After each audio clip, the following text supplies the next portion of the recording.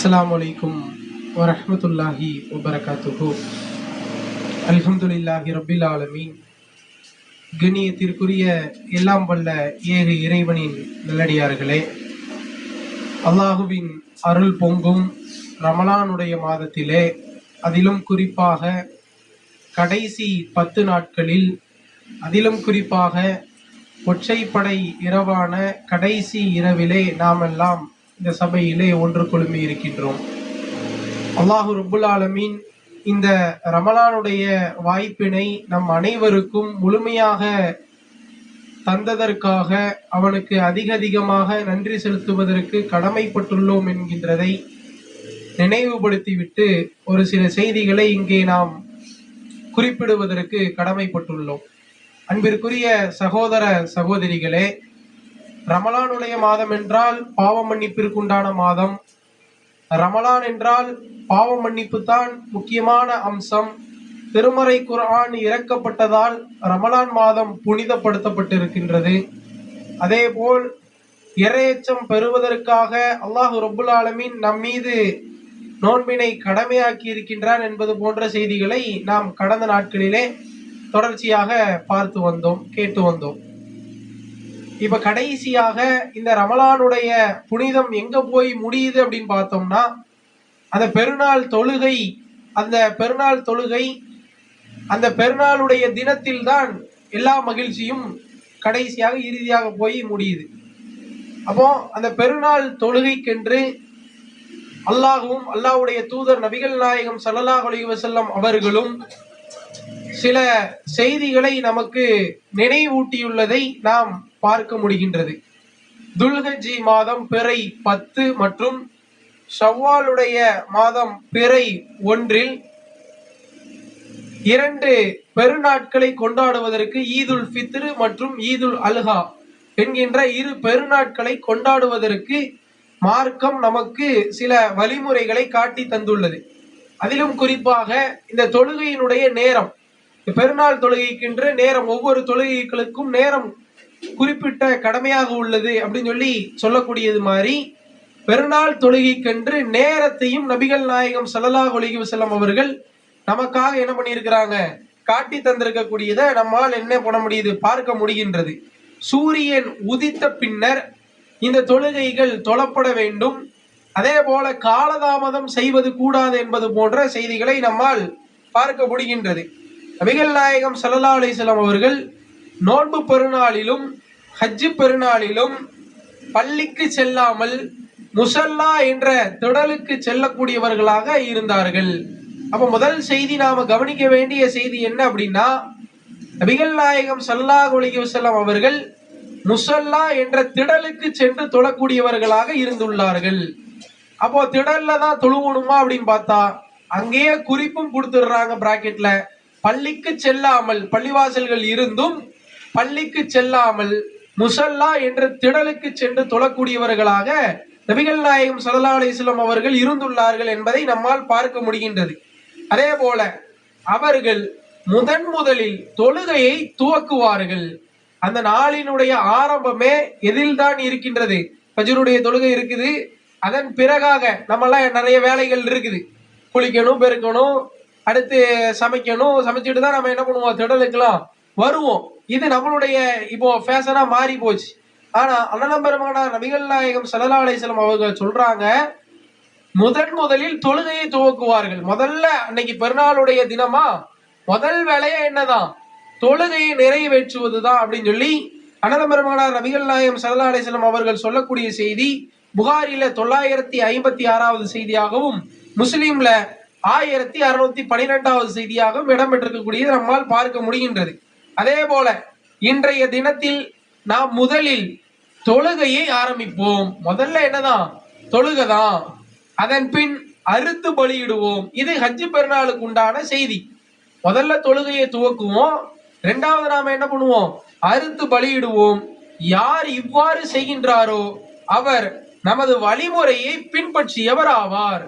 யார் இப்படி செய்யறாங்களோ, தொழுகைக்கு பின்னால யார் அறுத்து பலியிடுகின்றாரோ அவர் நமது வழிமுறையை பின்பற்றியவர் ஆவார் அப்படின்னு சொல்லி அனலம் பெருமானார் நபிகள் நாயகம் ஸல்லல்லாஹு அலைஹி வஸல்லம் அவர்கள் தம்முடைய சொற்பொழிவில் குறிப்பிட்டதை நான் செவியுற்றேன் என்று சொல்லி பரார் ரலியல்லாஹு அன்ஹு அவங்க அறிவிக்கக்கூடிய செய்தியாக புகாரில 951வது செய்தியாகவும் முஸ்லிம்ல 3965வது செய்தியாகவும் இடம்பெற்றிருக்கக்கூடியது நம்மால என்ன பண்ண முடியுது, பார்க்க முடியுது.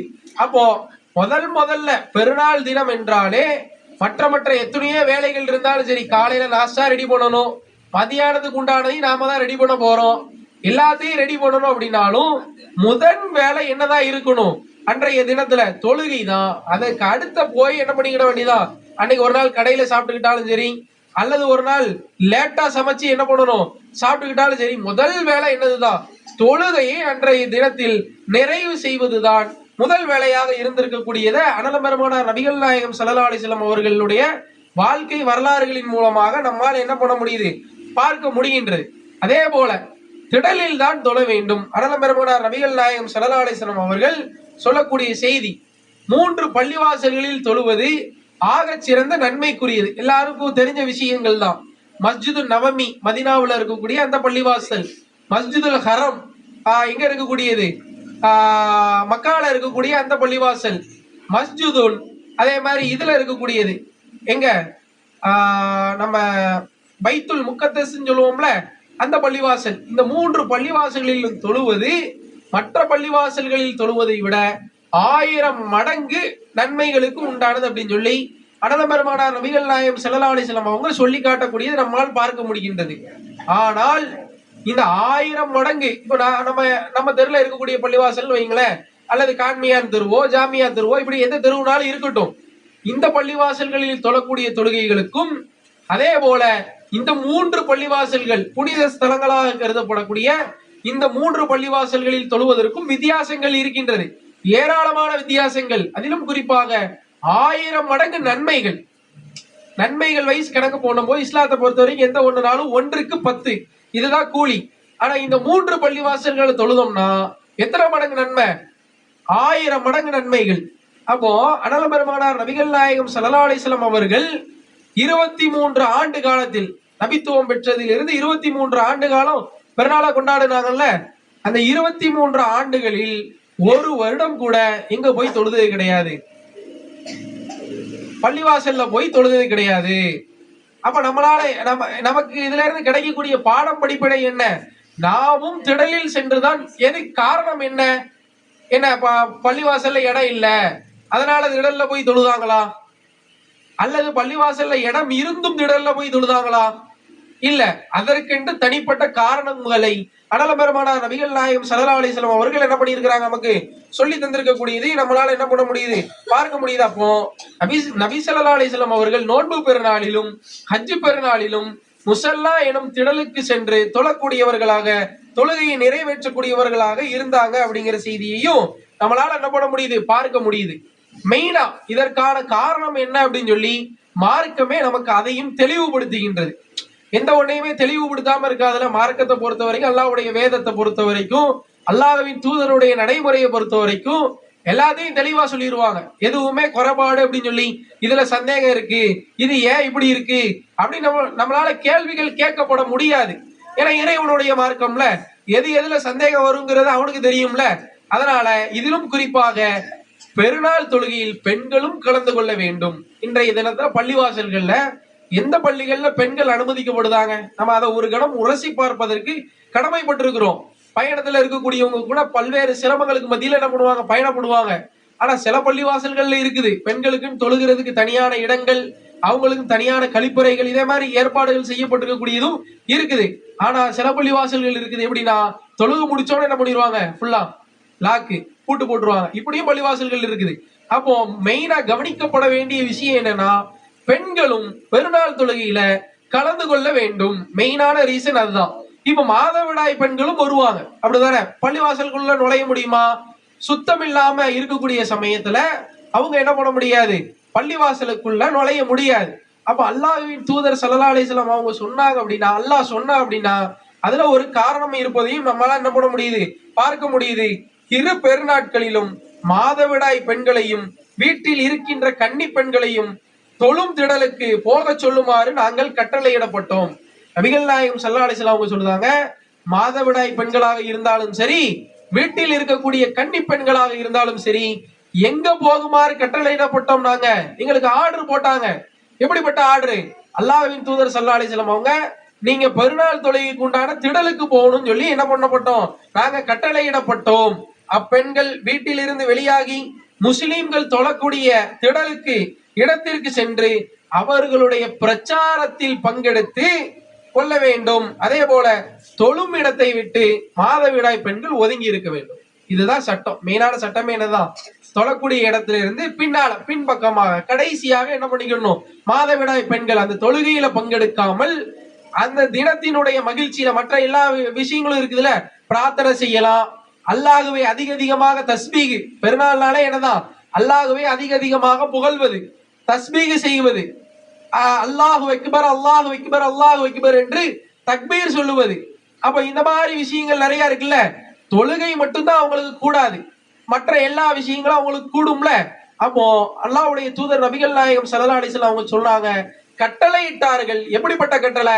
வீட்டில் இருக்கக்கூடிய மாதவிடாய் பெண்கள், கன்னி பெண்கள் எல்லாரும் நீங்க என்ன பண்ணிருங்க, தொழக்கூடிய திடலுக்கு போய் நீங்க என்ன பண்ணுங்க, பெருநாளினுடைய அந்த மகிழ்ச்சி கரத்திற்கு உண்டான அந்த நாளிலே மற்ற அனைத்து விஷயங்களையும் நீங்க செய்து கொள்ளுங்கள், தொழுகை மட்டும் கூடாது அப்படின்னு சொல்லக்கூடிய செய்தியையும் நம்மளால என்ன பண்ண முடியுது, பார்க்க முடியுது. இந்த கட்டளையை கேட்டுக்கொண்டிருக்கக்கூடிய ஒரு பெண்ணிடத்திலிருந்து ஒரு கேள்வி வருது. எப்படிப்பட்ட கேள்வி அப்படின்னா, அல்லாஹ்வின் தூதரே எங்களிடத்துல மேலாடை இல்லை என்றால் நாங்கள் எவ்வாறு திடலுக்கு செல்வது? இன்னைக்கு இந்த கேள்வியை நம்மள ரொம்ப உரசி பார்ப்பதற்கு கடமைப்பட்டிருக்கிறோம். பெருநாளைக்கு ஒரு ட்ரெஸ் எடுத்த ஆட்கள் மட்டும் கையை உயர்த்துங்க. ஒரே ஒரு ட்ரெஸ் தான் எடுத்திருக்கேன். எத்தனை ட்ரெஸ் எடுத்திருக்கோம்? குறைஞ்சது 2 3 4 4 வரைக்கும் எடுத்திருக்கோம். ஆனா இங்க அந்த சஹாபிய பெண்மணி கேக்குறாங்க, அல்லாஹ்வின் தூதரே எங்களிடத்துல மேலாடை இல்லை என்றால் நாங்கள் என்ன செய்வது? புரியுதா? செய்தி புரியுதா? அப்ப அல்லாஹ்வின் தூதர் ஸல்லல்லாஹு அலைஹி வஸல்லம் அவங்க சொல்றாங்க, நீங்கள் உங்கள் தோழியிடத்தில் உபரியான ஆடையை இரவலாக பெற்றுக்கொண்டு நீங்க என்ன பண்ணுங்க, தொழுகையினுடைய அந்த திடலுக்கு சென்று அந்த தொழுகையில பங்களிப்பு அதாவது தொழுகையில இல்ல, அந்த இபாதத்துகள்ல மற்ற வணக்க வழிபாடுகள் நீங்க என்ன பண்ணுங்க, பங்களிப்பு செய்யுங்கள் அப்படின்னு சொல்லக்கூடியத அல்லாஹ்வின் தூதர் சொல்லக்கூடிய அந்த செய்தி புகாரில 351வது செய்தியாகவும் முஸ்லீம்ல 1615வது செய்தியாகவும் இடம்பெற்றிருக்கு. அப்போ உபரியான ஆடை இல்லைன்னா கூட நீங்க உங்களுடைய தோழி இடத்துல இரவல் வாங்கிட்டாவது நீங்க எங்க போய் சேர்ந்துடணும், அந்த திடலுக்கு போய், முஸ்லிம்கள் தொழக்கூடிய அந்த திடலுக்கு போய் உங்களுடைய வணக்க வழிபாடுகளை நிறைவேற்றி கொள்ள வேண்டும் என்பதாக அனல பெருமானார் நபிகள் நாயகம் ஸல்லல்லாஹு அலைஹி வஸல்லம் அவங்க சொல்றாங்க. அப்ப பெண்கள் என்ன பண்ண முடியாது, மாதவிடாய் காலகட்டத்துல பள்ளிவாசலுக்கு போக முடியாது. அப்ப இதுதான் மெயினான ரீசனாக நம்மளால பார்க்க முடிகின்றது. வேற காரணங்கள் கூட இருக்கலாம், ஆனா காரணங்களை தேட வேண்டிய தேவையே கிடையாது நமக்கு. முஸ்லிம்களை பொறுத்த வரைக்கும் ஏன் சொல்றாங்க, எதுக்கு சொல்றாங்க, எதுக்கு சொல்லி இருப்பாங்க, எதுக்காக இப்படி சொல்லி இருக்கணும், இப்படி சொல்லி இருக்கலாமே. அல்லாஹ்வுடைய தூதர் நபிகள் நாயகம் ஸல்லல்லாஹு அலைஹி வஸல்லம் அவங்களும் நமக்கு ஒரு விஷயத்துல முடிவை காட்டி தந்துட்டாங்க அப்படின்னா, அதுல எந்த ஒரு ஆணுக்கும் எந்த ஒரு பெண்ணுக்கும் சுய விருப்பம் கொள்வதற்கு யாருக்குமே உரிமை கிடையாது. அப்போ அல்லாஹ்வுடைய தூதர் வழிகாட்டி தந்துட்டாங்களா, நாமளும் என்னதான் பண்ணணும், அதே மாதிரிதான் தொழுகையை நிறைவேற்றணும். அப்போ இதெல்லாம் பார்க்கும்போது, இந்த பெருநாளுடைய விஷயங்களை பார்க்கும்போது திடல்ல போய் தான் தொழணும் அப்படிங்கிறது முதல்ல நமக்கு தெளிவாயிருது. அதே மாதிரி சில சுன்னத்தான விஷயங்களும் இந்த திடல் தொழுகையில நாம பேணப்பட வேண்டிய விஷயங்களும் இருக்குது. ஒரு வழியில போயிட்டு இன்னொரு வழியில திரும்பி வரணும். இது திடல் தொழுகைக்கு உண்டான ஒரு முக்கியமான ஒரு சுன்னத்தான விஷயம். ஒரு வழியில நம்ம போயிட்டு வரக்கூடிய வழிய ஒரு தெருவையாவது மாத்தி என்ன பண்ணிடணும், நம்ம சுத்தி வந்துடணும். இதுவும் நபிகள் நாயகம் ஸல்லல்லாஹு அலைஹி வஸல்லம் அவர்கள் காட்டி தந்த ஒரு சுன்னத்தான விஷயம். அதே மாதிரி பெருநாள் தொழுகைக்கு முன்னாலேயே சாப்பிட்டுட்டு வரணும். நாளைக்கு சப்போஸ் இன்றைய தினம் மகரிபுல நாம பிறை பார்க்க வேண்டிய தமிழகத்துல சக்குடைய நாளாக இருக்கின்றது. 29 மகரிபு, ரமலானுடைய 29வது பிறையில நாம இருக்கிறோம். இன்றைய தினம் மகரிபுல நாம பிறை தேட வேண்டிய சந்தேகத்திற்குரிய நாள். நம்ம இன்னைக்கு பெற பார்த்துட்டோம் அப்படின்னா நாளைய தினம் நமக்கு வெள்ளிக்கிழமை பெருநாளுடைய தினம். அப்போ நாம என்ன பண்ணணும் அப்படின்னா, பெருநாள் திடலுக்கு வருவதற்கு முன்பாக எதையாவது என்ன பண்ணணும், நாம சாப்பிட்டு விட்டு வரணும். அல்லாஹ்வின் தூதர் ஸல்லல்லாஹு அலைஹி வஸல்லம் அவங்க சொல்றாங்க, சிலம் பேரித்தம்பழங்களை உண்ணாமல் நோன்பு பெருநாளில் தொழுகைக்கு நபி ஸல்லல்லாஹு அலைஹி வஸல்லம் அவர்கள் புறப்பட மாட்டார்கள். என்ன பண்ண மாட்டாங்க? அல்லாஹ்வின் தூதர் ஸல்லல்லாஹு அலைஹி வஸல்லம் அவர்கள் நோன்பு பெருநாளாக இருந்தால் அன்றைய தினம் சில பேரிச்சம்பழங்களை என்ன பண்ணுவாங்க, சாப்பிடாம திடலுக்கு வரமாட்டாங்க.